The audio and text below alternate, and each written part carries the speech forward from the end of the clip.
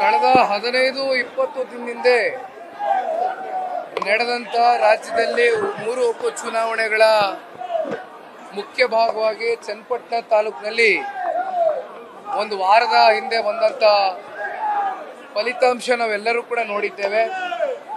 ಇದು ಯಾವುದಕ್ಕೂ ಕೂಡ ಆತ್ಮಸ್ಥೈರ್ಯವನ್ನ ಕಳ್ಕೊಳ್ಳದಿರ ಅತ್ಯಂತ ಧೈರ್ಯವಾಗಿ ಮುಂದಿನ ಸಾರ್ವತ್ರಿಕ ಚುನಾವಣೆಯನ್ನು ಎದುರಿಸ್ತೇವೆ ಅಂತಕ್ಕಂಥ ಹಿನ್ನೆಲೆಯಲ್ಲಿ ಇವತ್ತು ಪಕ್ಷದ ಕಾರ್ಯಕರ್ತರು ಪ್ರತಿ ಹಳ್ಳಿಗಳಿಂದನೂ ಸ್ವಇಚ್ಛೆಯಿಂದ ಸ್ವಪ್ರೇರಣೆಯಿಂದ ಇವತ್ತು ಬಂದು ನಮ್ಮ ಈ ಒಂದು ಕಾರ್ಯಕರ್ತರಿಗೆ ಕೃತಜ್ಞತೆಯನ್ನ ಸಲ್ಲಿಸತಕ್ಕಂಥ ಸಭೆಯಲ್ಲಿ ಏನು ಪಾಲ್ಗೊಂಡಿದ್ದಾರೆ.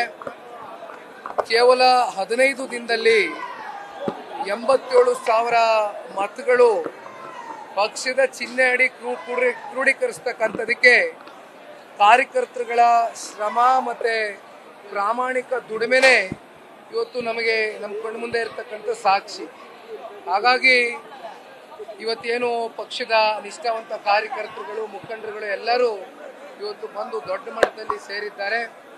ಕೇಂದ್ರದ ಸಚಿವರು ಸನ್ಮಾನ್ಯ ಕುಮಾರಣ್ಣ ಅವರು ಅವರೆಲ್ಲರನ್ನ ಕುರಿತು ಆತ್ಮವಿಶ್ವಾಸವನ್ನು ತುಂಬಿಸ್ತಕ್ಕಂಥ ಮಾತುಗಳನ್ನ ಆಡಿದ್ದಾರೆ.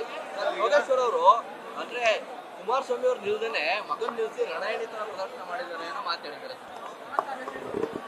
ರಣಹೇಡಿ ಯಾರು ಅಂತಕ್ಕಂಥದ್ದು ಈಗಾಗಲೇ ರಾಜ್ಯದ ಜನತೆ ಗೊತ್ತಾಗಿದೆ. ಸನ್ಮಾನ್ಯ ಕುಮಾರಣ್ಣ ಅವರು ಈಗ ತಾನೇ ಮಾತನಾಡಬೇಕಾದ್ರೆ ಒಂದು ಮಾತನ್ನ ಹೇಳಿದರು.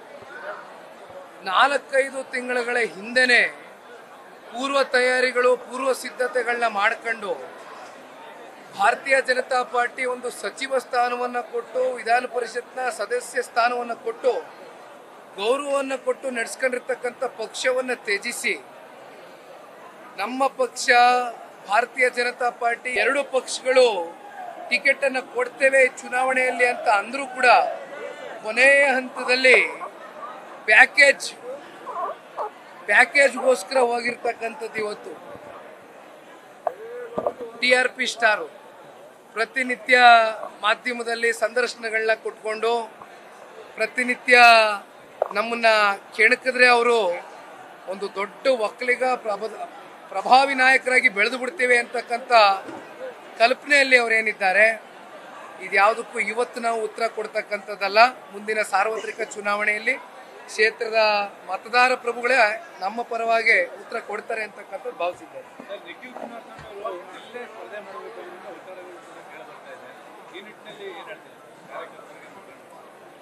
ನಾನು ಈ ಉಪಚುನಾವಣೆಗೆ ನಿಲ್ಲಬೇಕು ನನ್ನ ಆಕಾಂಕ್ಷೆ ಅಂತಕ್ಕಂಥದ್ದು ಎಂದೂ ಕೂಡ ನನ್ನ ಕನಸು ಮನಸ್ಸಿನಲ್ಲಿ ಭಾವಿಸಿರ್ಲಿಲ್ಲ. ಆದರೆ ಇವೆಲ್ಲವೂ ಕೂಡ ಯಾವ್ಯಾವ ರೀತಿ ಕೆಲವೊಂದಷ್ಟು ರಾಜಕೀಯದ ಬದಲಾವಣೆಗಳಾಯಿತು ಅಂತಕ್ಕಂಥದ್ದು ನಿಮ್ಮ ಕಣ್ಣು ಮುಂದೆ ಇದೆ. ಅಂಥ ಒಂದು ಸಂದರ್ಭದಲ್ಲಿ ಇವತ್ತು ಚುನಾವಣೆಯಲ್ಲಿ ಏಳು ಬೀಳು ಅಂತಕ್ಕಂಥದ್ದು ಸರ್ವೇ ಸಾಮಾನ್ಯ, ಎಲ್ಲ ಸಾಧಕ ಬಾಧಕಗಳು ಇರುತ್ತೆ. ಆದರೆ ಚುನಾವಣೆಯನ್ನು ಬರೀ ಗೆಲ್ತಕ್ಕಂಥ ದೃಷ್ಟಿಯಲ್ಲೇ ಇವತ್ತು ನಾನು ಬಂದು ನಿಂತಂಥದ್ದಲ್ಲ. ಪಕ್ಷದ ಕಾರ್ಯಕರ್ತರು ನಮ್ಮ ರಾಮನಗರ ಜಿಲ್ಲೆಯಲ್ಲಿ ನಮ್ಮ ತಾಲೂಕಿನಲ್ಲಿ ಸದೃಢವಾಗಿ ಕಟ್ಟಿದ್ದಾರೆ.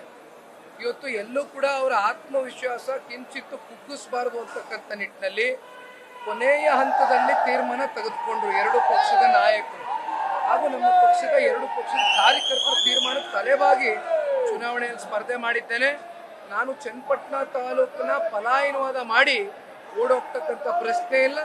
ರಾಮನಗರ ಜಿಲ್ಲೆ ನಮಗೆ ಸಾಕಷ್ಟು ರಾಜಕೀಯವಾಗಿ ಶಾಸಕ ಸ್ಥಾನವನ್ನು ಕೊಟ್ಟಿರ್ತಕ್ಕಂಥ ಜಿಲ್ಲೆ, ಸಂಸದ ಸ್ಥಾನವನ್ನು ಕೊಟ್ಟಿರ್ತಕ್ಕಂಥ ಜಿಲ್ಲೆ, ಮುಖ್ಯಮಂತ್ರಿಗಳಾಗಿ ಆಯ್ಕೆ ಆಗಿರ್ತಕ್ಕಂಥ ಒಂದು ಜಿಲ್ಲೆ ನಮ್ಮ ರಾಮನಗರ ಜಿಲ್ಲೆಯ ಜನತೆಯ ಆಶೀರ್ವಾದ. ಹಾಗಾಗಿ ಸದಾಕಾಲ ಜಿಲ್ಲೆಯ ಸಮಗ್ರ ಅಭಿವೃದ್ಧಿ ಪರವಾಗಿ ಅಧಿಕಾರ ಇರಲಿ ಇಲ್ಲದೆ ಹೋಗಿ ನಿಖಿಲ್ ಕುಮಾರಸ್ವಾಮಿ ಇರ್ತಾನೆ. ಟಿಕೆಟ್ ವಿಚಾರದಲ್ಲಿ ಪಕ್ಷ ತಪ್ಪು ನಿರ್ಧಾರ ತಗೋತು ಅಂತ ಅನ್ಸುತ್ತೆ ಸರ್ JDS? ಯಾವ ಕಾರಣಕ್ಕೂ ಇವತ್ತು ಅದನ್ನ ಕೂತ್ಕೊಂಡು ಚರ್ಚೆ ಮಾಡ್ತಕ್ಕಂಥ ಪ್ರಶ್ನೆ ಅಲ್ಲ. ನಾನು ಪಕ್ಷದ ಒಬ್ಬ ಶಿಸ್ತಿನ ಸಿಪಾಯಿ, ನಾನು ಪಕ್ಷದ ಕಾರ್ಯಕರ್ತ.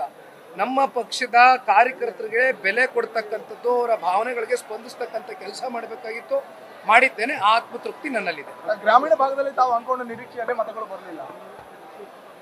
ಗ್ರಾಮೀಣ ಭಾಗದಲ್ಲೇ ನಮಗೆ ಹೆಚ್ಚಾಗಿ ಶಕ್ತಿಯನ್ನು ತುಂಬಿಸಿರ್ತಕ್ಕಂಥದ್ದು ಗ್ರಾಮೀಣ ಭಾಗದ ಮತದಾರರೇ. ಇವತ್ತು ನಾನು ಪ್ರತಿಯೊಂದು ಬೂತನ್ನು ತೆಗೆದು ನೋಡಿದ್ದೇನೆ. ಪದೇ ಪದೇ ನಾನು ಕಾರಣಗಳನ್ನ ಕೊಡ್ಲಿಕ್ಕೆ ಇಷ್ಟಪಡೋದಿಲ್ಲ. ಅಂತಿಮವಾಗಿ ಕ್ಷೇತ್ರದ ಜನತೆ ಏನೊಂದು ತೀರ್ಮಾನ ತೆಗೆದುಕೊಂಡಿದ್ದಾರೆ, ಜನಾಭಿಪ್ರಾಯಕ್ಕೆ ನಾವು ತಲೆಬಾಗಿ ಸ್ವಾಗತವನ್ನು ಕೋರಲಿಕ್ಕೆ ಇಚ್ಛಪಡ್ತೇನೆ.